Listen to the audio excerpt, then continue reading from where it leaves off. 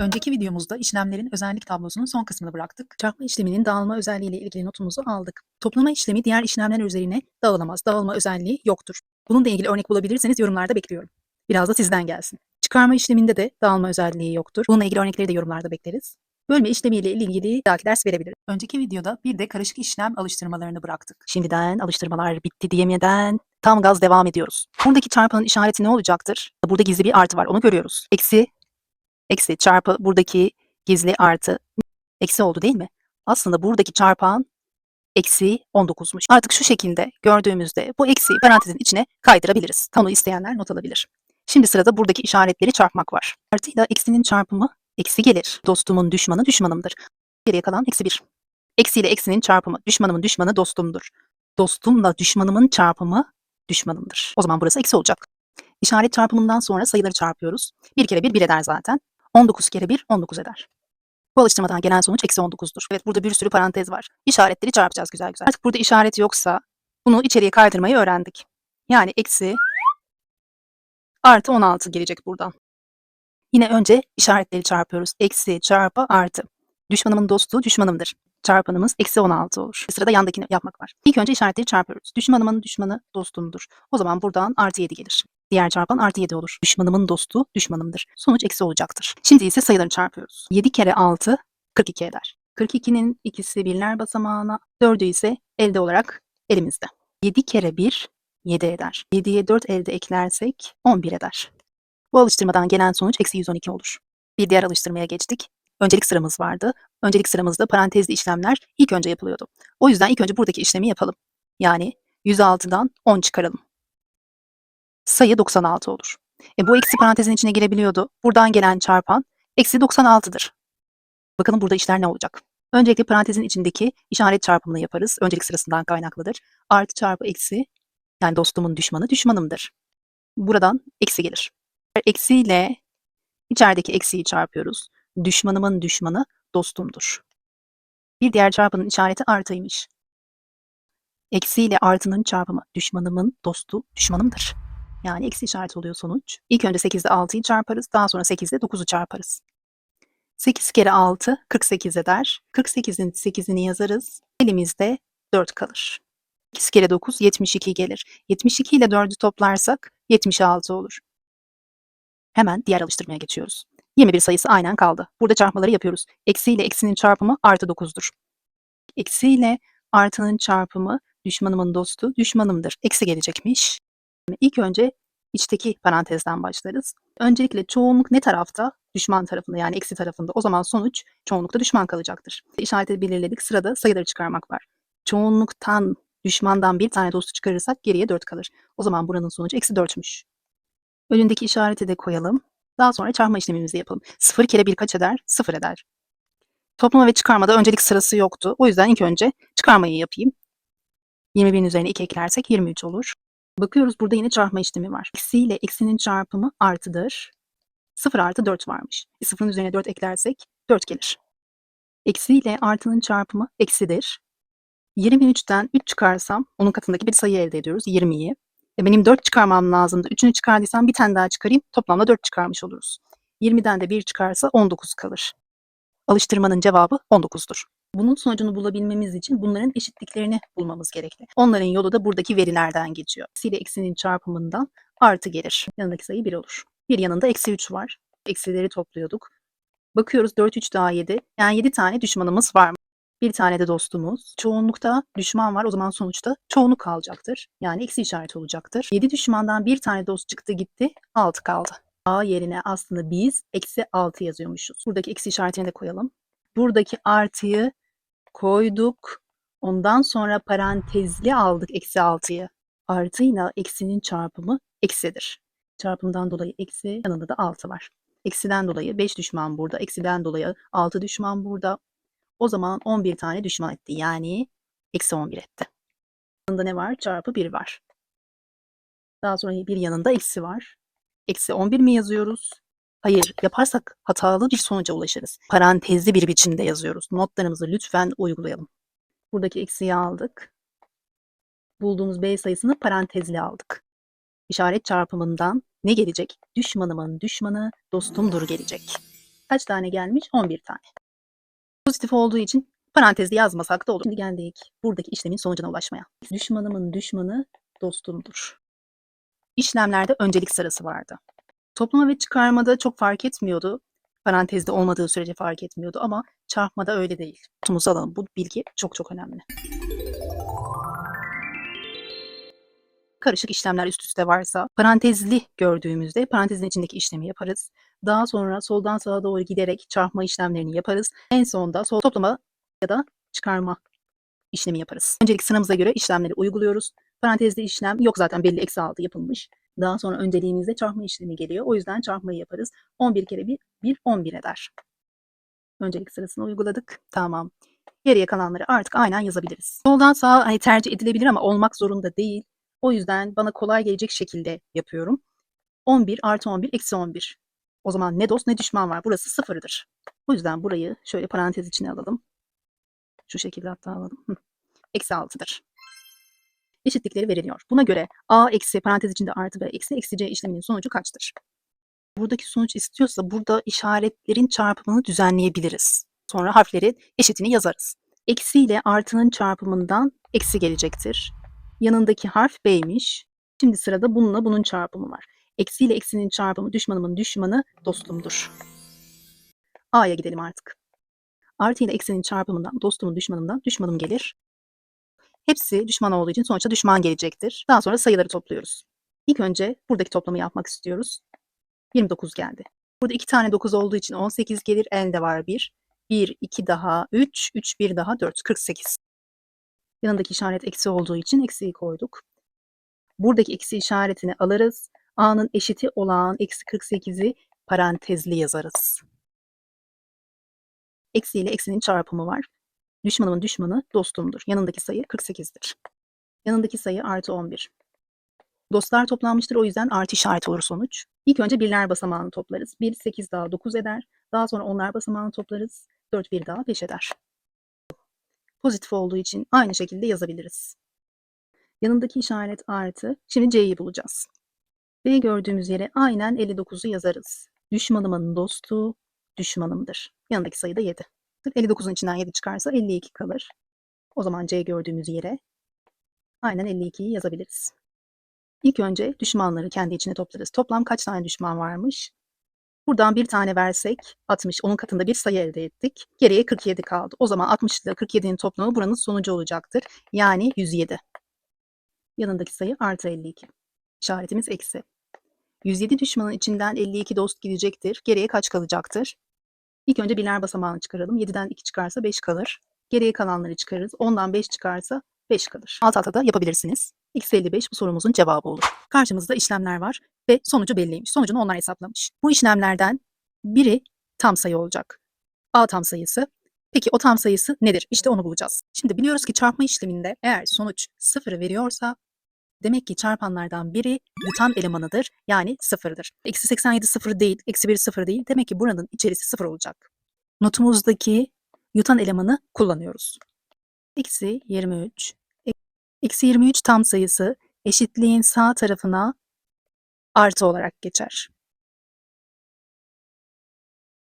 Demek ki negatif tam sayılar eşitliğin diğer tarafına yöne geçince pozitif oluyor. Şu açıdan da bakarsak pozitif tam sayılar eşitliğin sol tarafına geçiyorsa yani tam zıttına geçiş varsa eşitliğin tam tersi işaret oluyor.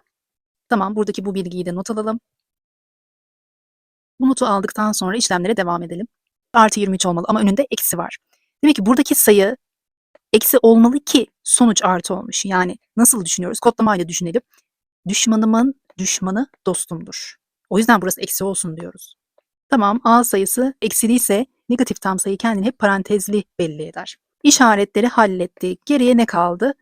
23 çarpı A'nın 23 sonucunu vermesi. 23 ile hangi sayı çarparsak 23 olur? Şuradaki özellikleri bir gidelim. Bu özellik tablosundan aklımıza geliyor. Etkisiz eleman vardı. Bir sayısıyla çarptığımızda yine karşısındakini veriyordu. Diğer çarpanı veriyordu. A sayısı etkisiz eleman olan 1 olabilir. Ama önünde işaret olduğu için etkisiz eleman değil de eksi 1'miş. Tamam. Soru bitti mi? Evet, soru bitti. Bize A sayısını soruyordu. A sayısı eksi 1'dir. Çarpma işleminin bir özelliğini görüyoruz. Çarpma işleminin birleşme özelliğini görüyoruz. Bu eşitlikte birleşme özelliği vardır. İlk önce parantezin içini yapacağımız için buradaki çarpanları alalım. Daha sonra sonucu alalım. Burayı alıyoruz. Bir de bu sonucu alıyoruz. Tamam. Öncelikle işaretleri çarpmalıyız. Burada gizli bir artı var. Onu belirgin şekilde yazalım. Düşmanımın neyi dostum olur? Düşmanımın düşmanı dostum olur. O zaman burada bir kesinlikle eksi. Eksiyi koyduk. Sonra sayıları çarpmış. Buradaki sayıyla 1 sayısını çarpmış, 7 sayısını elde etmiş. Bir etkisiz elemandı. Birle neyi çarparsak çarpalım diğer çarpanı verecekti. O zaman buradaki sayı 7'dir. Buradaki şekil daire şekli eksi 7'dir. Sorunun cevabı eksi 7. Geçtik. Bilinmeyenler bunlar. Burada çarpmanın bir özelliği kullanılmıştır. Neden? Şu oklarımızı bir çıkaralım meydana. Oklarımızı yollayalım. İlk bununla çarpılsın, sonra bununla. Gerçekten öyle mi olmuş? Ortak çarpan, ilk giden okla çarpılmış, sonra araya eksi işareti konulmuş. Bunlar bittiği için buradaki şekil gitmiş, eksi 6 ile çarpılmış. İşte verilen özellikleri bazen böyle de görebilmeliyiz. Bu şekilde de sorabiliyorlar. Aslında buradaki iki sayısı bu şeklin değeriymiş. Tablomuzdan hatırlayalım. Çarpma işleminin dağılma özelliğini gördük soruda. Görünce de hemen bilinmeyen bulundu. Burası 2 ise işlemleri yapabiliriz artık. Gizli artı var. 3 düşmandan 2 dost gitti. Geriye bir düşman kaldı. Yani eksi 1. Eksi 1 bu sorunun cevabı olur. Yeni bir soru. Eşitlikleri veriliyor. Buna göre buradaki işlemin sonucu kaçtır? İşlem demişken bu sefer şekiller sayı değerinde değil de işlemin işareti olacakmış. Öyle gözüküyor. Çünkü bütün sayılar belli.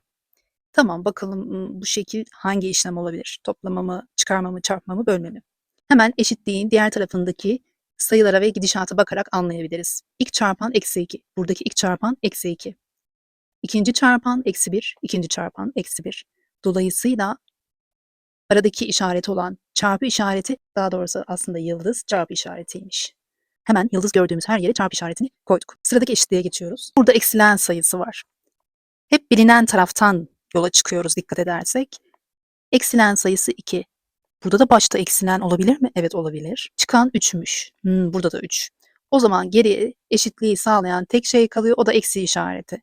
Demek ki daire gördüğümüz her yere eksi işaretini koyuyoruz. Artık ne yapacağımız meydana çıktı, yapabiliriz. İlk önce parantezlerin içini yaparız. 17 ile 6'yı çarpacağız. İlk önce birler basamağındaki rakam, sonra onlar basamağındaki. 6 kere 7, 42.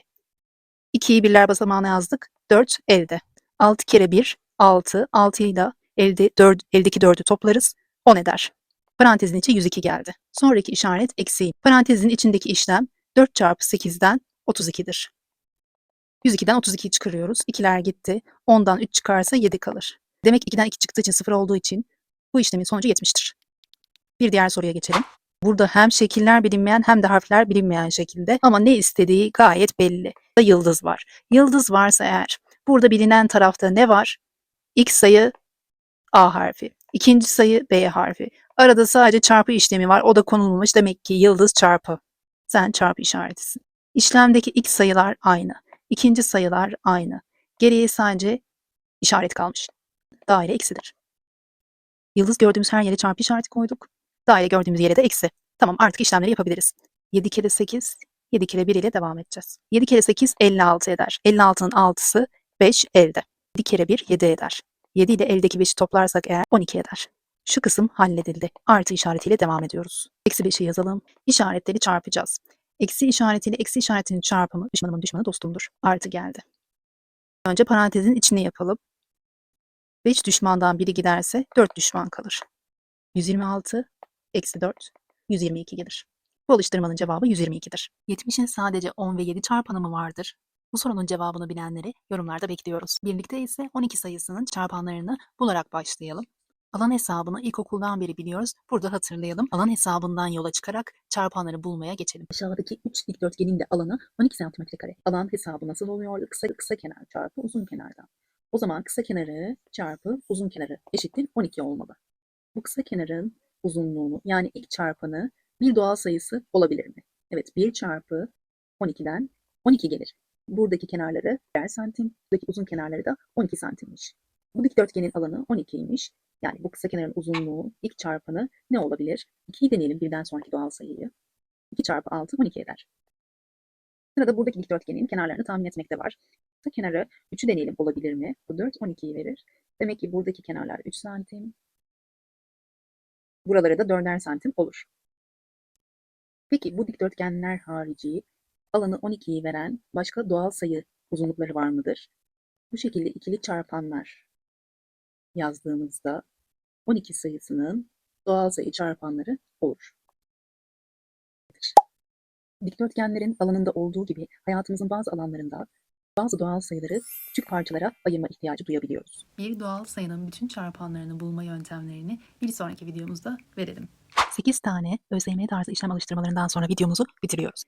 Yukarıdaki sistem dikkate alındığında buradan yola çıkarak eksi a tam sayısı kaç olur? Sistemi inceleyelim. Bu pozitif bir sayıdır. Önündeki gizli artıyı koyalım. İlk önce işaret çarpımı yapıyoruz. Artıyla eksinin çarpımından eksi gelir. Tamam, doğru. Daha sonra sayıları çarparız. 3 kere 2 6 gelir. Demek ki buradaki sayılarla aradaki işlemi yapıyoruz ve buraya sonuç yazılıyor. Bakalım yan tarafta da aynı şekilde mi? Eksi 2 tam sayısı ile eksi 4 tam sayısını topladığımızda eksi 6 gelir. Evet, bunlar birbirine eşittir. Aşağıdaki ilk çarpana bakıyoruz. 6 tam sayısı pozitif bir tam sayıdır. Önündeki gizli artıyı koyduk. İlk önce işaret çarpımı yapıyoruz. Artıyla eksinin çarpımından eksi gelir. Şimdi ise sayıları çarpıyoruz. 6 kere 7 42 eder. O zaman buradaki sayı da eksi 42 tam sayısıdır. Sonucu biliyoruz. Tam sayısıyla a tam sayısını topladığımızda eksi 42'yi veriyormuş. Böyle bir işlemde a'yı bulabilmek için ne yapıyorduk? Buradaki toplamını eşitliğin sağ tarafını alıyorduk. Buradan devam ederek a'yı bulabiliriz. Ama biz farklı bir yöntem daha verelim. Negatif tam sayıların toplamından negatif gelmiş olabilir. Negatif tam sayıları düşman olarak kodlamıştık. Eksi 7'nin üzerine kaç tane daha düşman eklersek 42 tane düşman olur?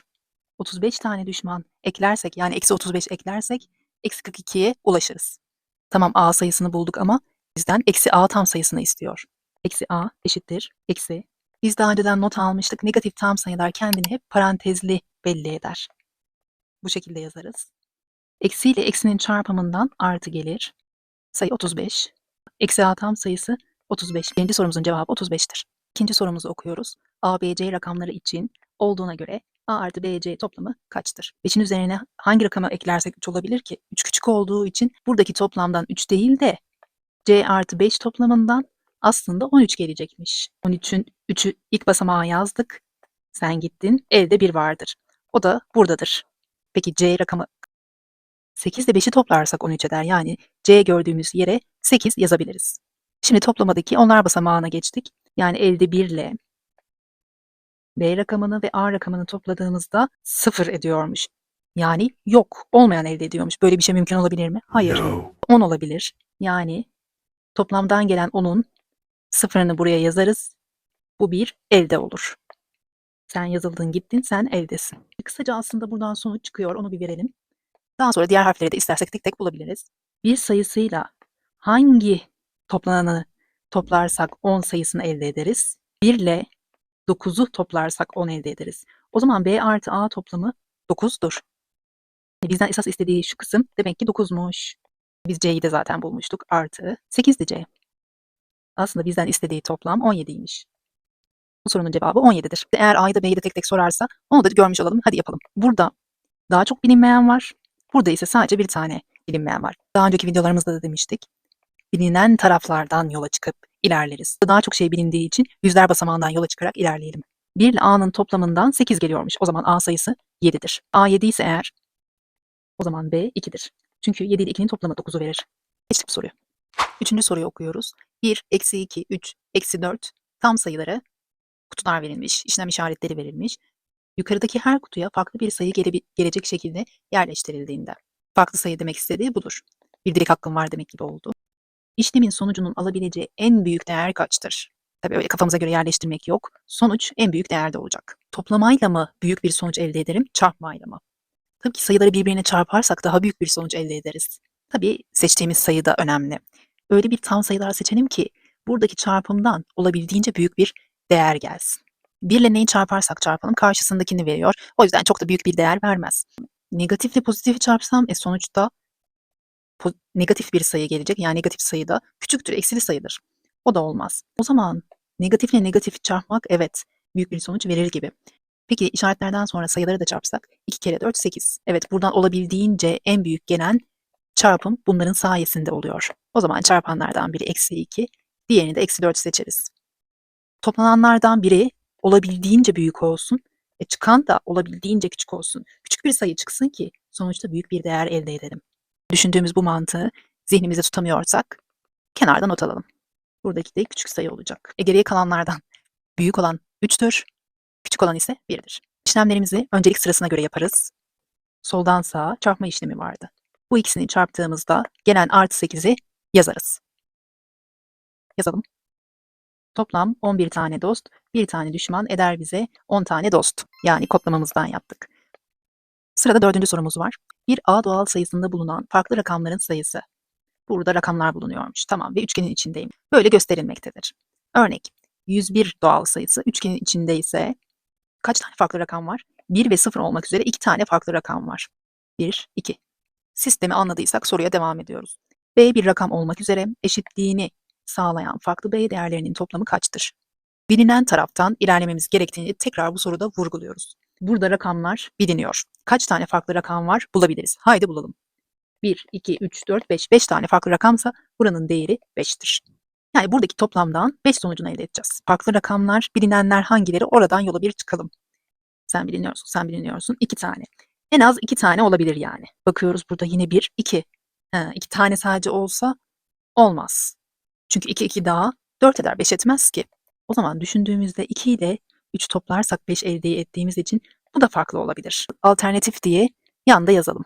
Tabii bir alternatif daha var. Burada en az 2 tane olabilir dedik. 3 farklı rakam da olabilir. O zaman 3 farklı rakam olsaydı burada. Yan tarafta 3 tane olabilir mi? Hayır olamaz. 6'ya çıkar toplam.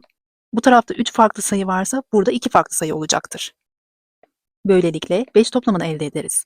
Tamam diğer olma biçimini de yazalım. İlk önce bu taraftaki olasılığa göre B'yi bulmaya çalışalım. Bakıyoruz buradaki üçgende 2 farklı sayı vardır diyor. O zaman 2 farklı çeşit oluyor. Tamam B'yi 5 bulduysak yerine koyduk. Burada da 2 farklı çeşit oluyor. 2 2 daha 4 eder ama demek ki 5 sayısı kesinlikle olamaz. No. Yine de 2 çeşit bulmaya çalışıyoruz öyle değil mi? 2 farklı rakam bulmaya çalışıyorsak geriye tek olasılık kaldı B'nin 3 olması. Tamam yerine koyduğumuzda burada 2 farklı çeşit oluyor. Bu tarafta ise 3 farklı çeşit rakam oluyor. Tamam bu eşitliği sağladığı için B 3 olabilir. Bu durumda B eşittir 3 olur. Peki ya bu durumda kaç olur B? İlk kısımda 3 farklı çeşit rakam olacak. Ama diğer tarafta 2 farklı rakam olacak. 2 farklıysa 5'i seçeyim desem hayır seçemem. B 5'ten farklı olacaktı bulmuştuk. 2 farklı rakam olabilmesi için B'yi 6 seçelim. Yerine koyalım. Evet burada 3 farklı rakam oldu. Burada ise 2 farklı rakam oldu. Yani böyle bir durumda B 6'dır. Sorumuz bitti mi? Hayır. Bu farklı değerlerin toplamını alacağız. 3 ile 6'yı topladığımızda 9 toplamını elde ederiz. Yani bu sorumuzun cevabı 9'dur. ÖSYM tarzı son 4 sorumuzda bitiriyoruz. 1, 3, 4 rakamları kullanılarak bunları kutu için almamız gerektiğini öğrendik artık. 1, 3, 4 rakamları kullanılarak yazılan 2 basamaklı bir doğal sayının rakamlarının toplamından 2 basamaklı bir sayı olacak ve rakamları toplamı olacak. O zaman bunu bir çizelim. Toplamından elde edilen sayı 1, 3, 4 rakamlarından oluşuyorsa bu doğal sayıya dosdoğru sayı denir. Toplam 1, 3, 4 rakamından oluşacak. Buna göre kaç tane dosdoğru sayı vardır? Dosdoğru sayı dediği kuralı bulmaya çalışacağız. Zaten elimizde 3 tane rakam var. Bu sayı 13 olabilir. Haydi bunları deneyerek bulmaya çalışalım. Sayı 13 olduğunda rakamlarını topladığımızda 4 toplamını elde ederiz. Yani evet yeşil kutunun içinde oluyor. 13 dosdoğru bir sayıdır. Başka 14 sayısını yazabilirim. Bir de 11 sayısını yazabilirim. Bu sayıları yazdığımda 14 sayısını rakamları topladığımızda 5 sayısı gelir. 11 sayısını rakamları topladığımızda 2 gelir. Ama bunlar yeşil kutuda yok. Bu sayılar elendi. Gittiniz. Zaten 1-3 oluyorsa, 13 sayısı oluyorsa rakamları yer değiştirsek 31 sayısı da olur. Çünkü toplam 4'ü verir. O da yeşil kutuda var. Demek ki diğer bir dosdoğru sayı 31 sayısıymış. 3 rakamını kullanarak oluşturduğum 33 sayısı bu dosdoğru sayıya uygun mu? Hayır, toplamı 6'yı verdiği için o da yeşil kutuda yok maalesef. Yeşil kutuda değilsen elen git. Tamam. 3-4 rakamını kullanalım. 34 Dosdoğru bir sayı olabilir mi? Hayır, toplamı 7'yi veriyor. Dosdoğru'nun kuralına uymuyor. 7 yeşil kutuda değil. 41 sayısı var. 41 toplananlar yer değiştirse de toplam değişmediği için eleniyor. Yani yine 5'i vereceği için eleniyor. Demek ki burada yer değiştirerek 4'leri bulabilirim. Bakıyorum 43. Bunları yer değiştirsek 43 sayısı da elenir. 44 zaten 4 daha 8'i verdiği için 8 de burada olmadığı için sen elenirsin. Elen, tamam. Bizim dosdoğru sayımız 2 tane oldu. O zaman cevap 2'dir. 6. soruyu okuyalım. 3 basamaklı bir AB doğal sayısı. Kutu içine alalım. 2 basamaklı 3B doğal sayısının 4 katının 10 eksiğidir. Buna göre 2 basamaklı AB doğal sayısı kaç olabilir? 2 basamaklı 3B doğal sayısını da kutu içine alalım. O bir veridir. Tabii 2 basamaklı bir AB bulacağız biz. Bir bilgiyi hatırlatalım. Daha önceki videomuzda vermiştik ama gösterelim. Sayıları çözümleyebiliyorduk. Hatta sayıları harf şeklinde verse bile çözümleyebiliyorduk. Çözümleyince daha kolay işlem yapıp o sayıya ulaşabiliyoruz. İşte bu soru tipinde de bu bilgi çok gereklidir. Bunu çözümleme nasıl olur? A'nın bulunduğu basamak birler basamağıdır ve birliklerden oluşur. Bir tane A'dan A gelir. B tane onluk blok. Bir tane yüzlük blok. Bir tane yüzlükten 100 sayısı gelir artı B tane 10'dan 10B sayısı gelir artı A. Çözümledik işte. Sırada 2 basamaklı sayı çözümlemek var ve bunun 4 katının 10 eksiği şeklinde yazmak var. B tane birlikten B gelir. 3 tane onluktan 30 gelir. Diyor ki bu 2 basamaklı sayının dikkat 4 katının, şimdi bu sayı çözümlemesinin 4 katını alıyorsak parantezin 4 katını alırız. Sonra 10 eksiği diyor. Öğrendik. Çarpmanın toplama üzerine dağılma özelliği vardı. İşte o özelliği kullanarak işlemleri düzenli şekilde yapıyoruz. 4 kere 30 120 eder. Sırada artı işareti var. Tamam. Bu ok ve artı işareti bitti. Geriye bu ok kaldı. Tamam. 4 tane 4 kere B 4B eder. Çarpmanın dağılma özelliğini umarım hatırlamışızdır. 10 çıkarmak kaldı. Tamamdır. Şimdi bu esnada küçük bir not alalım. Bu notlarımız çok önemli. Sorularda uyguluyoruz. İleride yapacağımız birçok hamleyi not şeklinde veriyoruz. Lütfen bunları uygulamaya çalışalım. Bilinenler bir tarafa, bilinmeyenler eşitliğin diğer tarafına. Bu notu tam olarak burada kullanacağız. Bilinmeyenler, bakıyoruz. Burada işte buradaki sayı değerleri bilinmiyor. O zaman onları, bilinmeyenleri sol tarafta birleştirelim. 10B bilinmeyeni artı A bilinmeyeni 4B bilinmeyeni. 4B bilinmeyeni eşitliğin sol tarafına geçerken, yani eşitliğin diğer tarafına geçerken eksi olur. Tam sayıların işaretlerinin yön olduğunu öğrenmiştik daha önceden. Bilinenler bu tarafta 120, 10. Bunu yapabiliriz zaten. 120'nin içinden 10 çıkarırsak 110 kalır. Bilineni 110 şeklinde yazalım. Tamam, bu taraftaki bilinen bitti. Buradaki bilinen eşitliğin karşı tarafına geçecek. O zaman artı 100 eşitliğin karşı tarafına geçerken eksi 100 olur. İşaretlerin değiştiğini daha önce not almıştık. Lütfen uygulayalım. Üstüne basa basa söylediklerimizi yaparsak matematikle ilgili sorunumuz kalmayacaktır. Aynı harfli olanları kendi arasında halledelim. 10 tane B, 4 tane düşman B eder bize 10 dostun içinden 4 tane düşmanı çıkarırsak 6 tane dost B kalır. Bir de A harfi var. Bunun içinden 100 çıkarsa 10 kalır. Gerisi değer vermekle, sayılarla haşır neşir olmakla çok alakalı, çok pratikle alakalı. Tamam. B harfine 0 rakamını vererek başlayalım. B harfine 0 rakamını verirsek 6 kere 0'dan 0 çarpmada yutan eleman olduğu için 0 rakamlardan oluşan 3 basamaklı sayıdır. Yani buradaki toplanan 0 olur. 0 ile hangi sayıyı toplarsak onu elde ederiz? Tabii ki onu. Ama 10 rakam değil. O yüzden 10 olamayacağı için buradaki yaptığımız deneme sayılar elendi. Haydi sıradaki rakamı deneyelim. 6 tane birden 6 sayısı gelir. 6 ile hangi sayıyı toplarsak onu elde ederiz? Tabii ki 4 sayısını. O zaman sıradaki 4 olacak. A harfi 4 oldu. Böyle bir rakamlar olabilir mi? Evet, bir 4 rakamı olabilir. Peki 2 rakamını verirsek 6 kere 2'den 12 gelir. 12'yi de hangi sayı toplarsak 10 eder? Eksili bir sayı olur. Ama rakam olmaz. O yüzden burası da elendi. Bize negatif tam sayı değil, rakam lazım. Elendi. Soru bizden AB doğal sayısını istiyordu. A 4, B'de 1 olduğuna göre o doğal sayısı 41'dir. Sorumuzun cevabı 41 olur. Sondan bir önceki soruyu okuyalım. 2 basamaklı AB doğal sayısının doğal sayısına rakamları toplamının 4 katı eklendiğinde. Şimdi bunu matematik diline bir dökelim biz. 2 basamaklı AB doğal sayısını çözümlediğimizde A tane onluktan 10A gelir, B tane birlikten B gelir. 2 basamaklı AB sayısını çözümleyip yazdık bu şekilde. Diyor ki daha sonra bu sayının rakamları toplamının 4 katı diyor. Şimdi B'nin 4 katı değil, toplamının diyorsa eğer işte oraya parantez girer. Çok önemlidir. Parantezden sonra 4 katı alınır. Harfler aslında rakamlar dediği için onları toplayalım ve 4 katını alalım. Çok önemli. Üstüne basa basa durduk. Tamam, ekle diyor, ekle. Ekle ne demek? Topla demektir. Tamam, toplayalım. 5 tane 2 basamaklı BA doğal sayısının toplamı elde edilmektedir. Bunun toplamı ile ilgili de bize bilgi vermiş. Yani 5 kere çarpı çözümlenmiş biçimde yazalım. B onluk kaç ediyordur? 10B. A tane birlik A eder. Yani yine bu sayının çözümlenişinde toplama işlemi olduğu için parantezli 5 katını aldık. Çok önemli. Buna göre AB, BA toplamı kaçtır? İşlemlerde öncelik sırasında parantezin içini yapmak var. Ama parantezin içleri bilinmeyen dolu. Daha sonra sırada çarpma işlemi geliyor. O yüzden çarpma işlemini yapalım. Hatta çarpmanın özelliğini kullanalım. Çarpmanın toplama üzerine dağılma özelliği var. Şu okları çekelim artık ya. Evet. 4 kere A 4A eder. Bu okla işimiz bitti. Sırada artı işareti var. Onu koyarız. Diğer ok nereye gidiyor? B'ye. 4B gelir. 5 çarpanıyla 10B'yi çarptığımızda 5 kere 10 50'dir. Yani 50B'dir. Buradaki okla işlemi yaptık. Sıradaki işaret artı. Şimdi sırada diğer okla işlem yapmak var. 5 kere A 5A eder.